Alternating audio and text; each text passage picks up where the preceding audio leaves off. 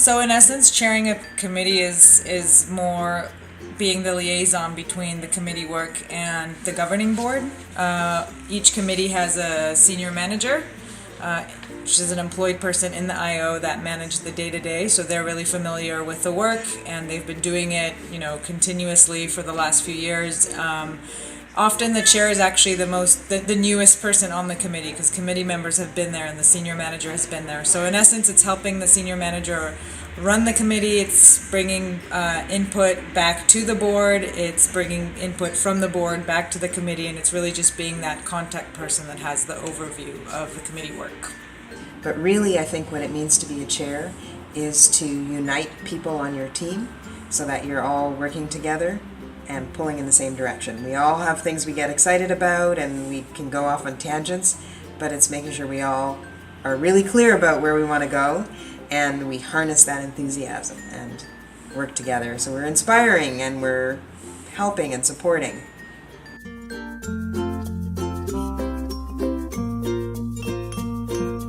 I think for me, it's about using the skills that I have to help this organization that I love. And we all have different things that we bring, and some people are really good at running programs, and for me it's in governance, so I feel like I can make a difference with the skills that I have and have some fun. Well, CISV has been always a good thing for me, and it's been part of my development. This is a way to bring it back, and it's a way to use all my skills and see that we have a structure and that we help make it work better. I think what's best about it is that you really get to see all the different aspects of the organization, something that at least I didn't have exposure to before. So really getting to touch on all the different things that are required to run CISV as a global organization.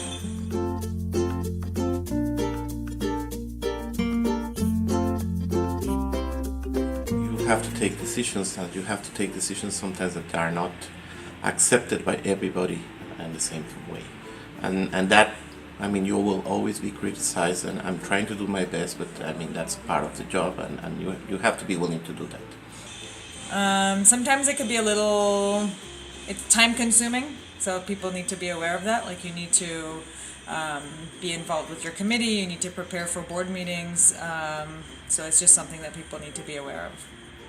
It involves a lot of time, actually, more time than what I thought originally we had to be involved with, but I'm taking it as it comes, and I am very happy to be able to help.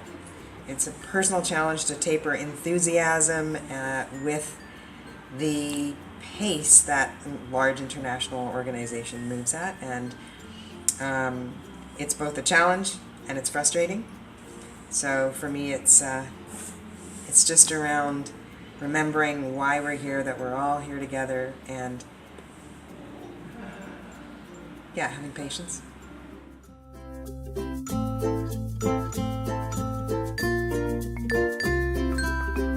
Well, maybe one of the things is that you have to be able to devote much more time than what you think, that it is a position of responsibility, that it's important, it's not actually what you've been doing. You're not going to be involved in the activities. You're not going to have that. You still have an interesting group of people to meet, but it's more on a professional level, on a delivery. I think what surprised me is just how many things are involved in running CISV International. We often think about, the chapter and the NA or the international programs, but there's actually a lot of, legal and financial elements and decisions that we have to take as a board. So that's something that, was new to me when I joined the board.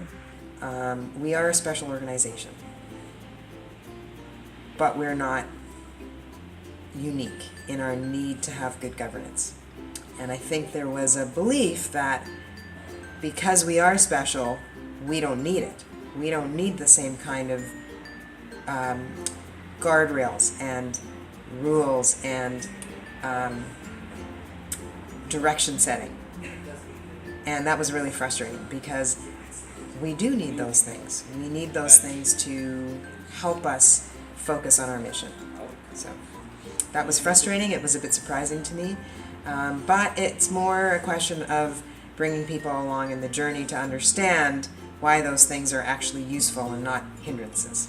And so it's been positive over the last year and a half as we've come a long way, and I think we work really well as a board.